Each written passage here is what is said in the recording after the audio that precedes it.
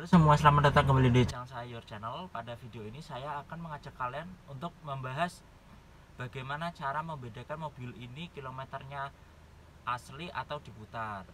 Jadi teruntuk kalian yang akan membeli mobil, pastikan nonton video ini agar kalian tidak tertipu oleh penjualnya.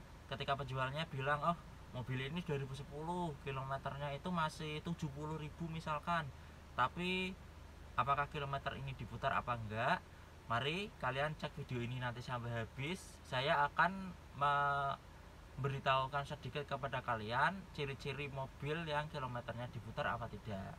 Namun sebelum itu silahkan kalian bisa subscribe video saya ini dulu agar saya lebih semangat mengembangkan channel ini. Nah, langsung saja masuk ke topik.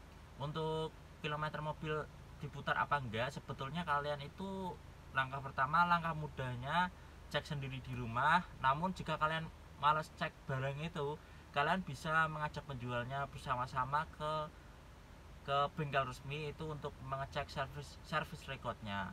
Namun banyak juga orang yang menservis mobil tidak pada bengkel resmi atau diservis di bengkel luar. Otomatis ketika kalian servis mobil di bengkel luar, di bengkel resmi itu tidak akan tercantum recordnya, guys. Nah, caranya itu mengecek ininya sebentar. Nah, kalian bisa mengecek ini kertas penggantian oli mobil yang ada di mobil yang akan kalian beli itu. Kalian bisa cek ininya. Syukur-syukur masih ada yang servis sebelumnya. Ini termasuk service record, guys. Cara ngeceknya gimana? Kalian coba, misalkan ini ada 4 penggantian oli sebelumnya.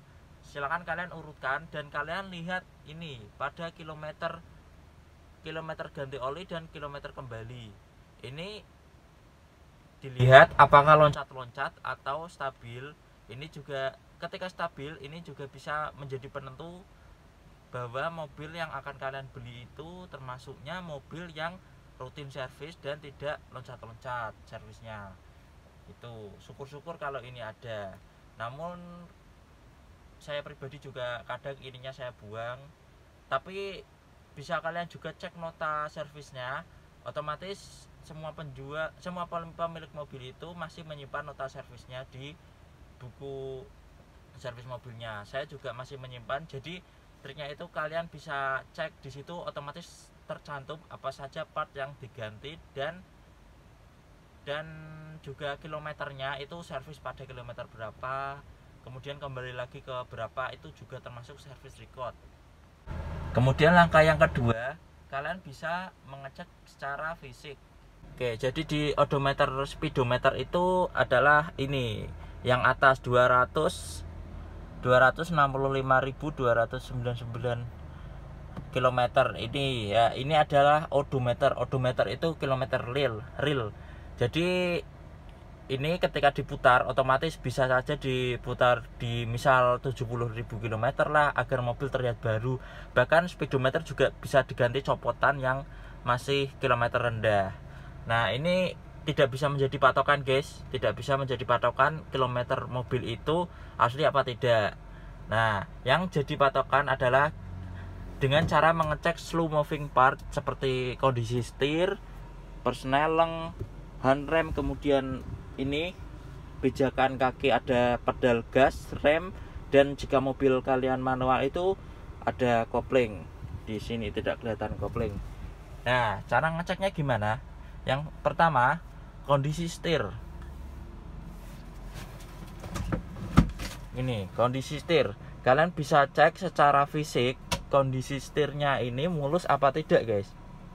Semisal nih, kilometer mobil ini masih 70.000, padahal mobil ini 2010. Namun kondisi setir di sini sudah pada mengelupas, sudah pada getas gitu, dan ini triknya ini setir ini tidak membel ini, guys. Ini bisa diputar-putar gini.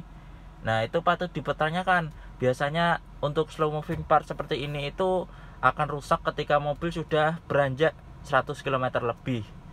Itu salah satu ciri untuk mengecek kilometer real apa tidak. Nah, ini berhubung mobil saya ini kilometernya sudah lama, dulu saya mendapat mobil ini setirnya ini sudah pada getas guys, kilometernya itu 200 ribuan, setir sudah pada getas ya, ini tidak keset lagi, ini bisa diputar-putar, namun ini sudah saya retrim sedemikian rupa sehingga setirnya menjadi mulus lagi.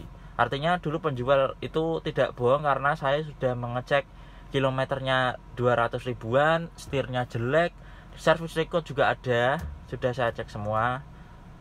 Selanjutnya untuk persneleng, kalian bisa lihat ini kondisi persneleng. Jika misalkan mobil masih 50.000 tapi kondisinya sudah catnya sudah mengelupas, sudah getas-getas semua, dan ini bahkan angkanya ini sudah hilang. Nah, ini itu patut dipertanyakan. Biasanya ini yang sudah pada getas dan angkanya sudah hilang itu ketika mobil beranjak di atas 80.000 kilometeran itu guys. Ketika di bawah itu, tapi jika kondisi persneling sudah jelek, itu juga kemungkinan bisa juga kilometer mobil diputar. Karena ya nggak mungkin juga sih orang mau jual mobil, mau ganti setir, mau ganti persneling dan sebagainya, itu malah memperbanyak pengeluaran dan jadi malah rugi guys. Nah, untuk mobil saya ini kebetulan persnelingnya masih bagus tapi kilometer masih tinggi, artinya itu kondisi mobil masih bagus. Selanjutnya kita beranjak ke handrem. Handrem ini punya saya sudah sedikit mengelupas ini catnya di bagian sini. Sini ujung handrem, kemudian sini juga ini. Itu karena handrem sering dipegang. Ini kilometer sudah lama sering dipegang, jadi wajar kalau kondisi seperti ini. Nah, jika kilometer mobil misal 50.000, mobil sudah 10 tahun, tapi kok kondisi handremnya sudah seperti ini, itu patut dipertanyakan kepada penjualnya. Ini real apa enggak?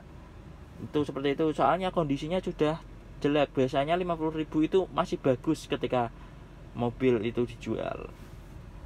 Nah, selanjutnya saya lihatkan ke kondisi persneleng. Nah, di sini saya buka aja. Nah, kalian lihat, ini persneleng sudah karetnya pada getas, ini pada karetnya sudah pada gundul guys. Apalagi ini sudah mangap seperti ini. Nah, ini wajar, kilometer tinggi seperti ini itu wajar guys. Ketika kilometer mobil masih 50, nggak mungkin seperti ini guys. 90% nggak mungkin kondisi pijakan pedal seperti ini. Otomatis masih pada bagus ya, minimal ini pada gundul sedikit, nggak mungkin separah ini guys. Itu salah satu cara mengecek mobil ini kilometer asli apa enggak. Dan yang terakhir menurut saya itu, sebentar saya matikan layarnya dulu. Ini kondisi di dashboard, kemudian di sekitar panel head unit dan putar-putaran ini guys. Caranya gimana ngeceknya? Sekarang pakai logika. Misal ada penjual menjual mobil dengan kilometer di bawah 60.000 misalnya, tapi mobil itu sudah 10 tahun umurnya. Nah, otomatis mobil itu kan meski jarang dipakai guys. Nah, jika kondisi seperti ini udah pada mengelupas, kemudian ini juga udah pada mengelupas juga, ini patut dicurigai. Soalnya kenapa? Jika mobil jarang dipakai, otomatis ini juga jarang disentuh dan harusnya masih mulus. Ini seperti ini, harusnya masih mulus semua, dan rasanya nggak mungkin kilometer masih segitu kok mobilnya sudah pada seperti ini. Kalau kilometer tinggi itu baru wajar. Jadi itu saja yang saya bagikan untuk mengetahui mobil itu asli apa enggak. Nah, cara memilih eksterior itu tidak bisa dibuat patokan mobil itu benar-benar kilometer asli apa dimundurkan. Kenapa? Karena untuk eksterior sendiri itu kan ya otomatis itu kontak dengan luar itu bisa tersenggol, bisa tersempet, bisa ya tergores-gores lah, intinya itu tidak bisa dibuat patokan. Bahkan mobil yang usianya masih muda pun kurang dari 10.000 km ada yang sudah nyerempet dan sudah repaint. Itu kalau eksterior menurut saya untung-untungan dapatnya. Syukur-syukur dapat kilometer tinggi, eksterior masih original, masih minim spet. Itu anggap saja bonus. Yang penting menurut saya itu kilometer tinggi bukan jadi masalah. Yang penting asalkan mesin sehat, track record jelas, perawatan jelas, dan penggantian part-part rusak itu sudah diganti dengan baik dan benar. Jadi mungkin itu saja video saya hari ini. Bagi kalian yang memiliki pengalaman membeli mobil namun mendapat kilometer yang rendah tapi kondisinya sudah jelek, itu bisa di share di bawah ya guys, biar kita saling sharing. Itu kalian mendapat keluhan apa saja, kemudian gimana itu silahkan bisa tulis di kolom komentar.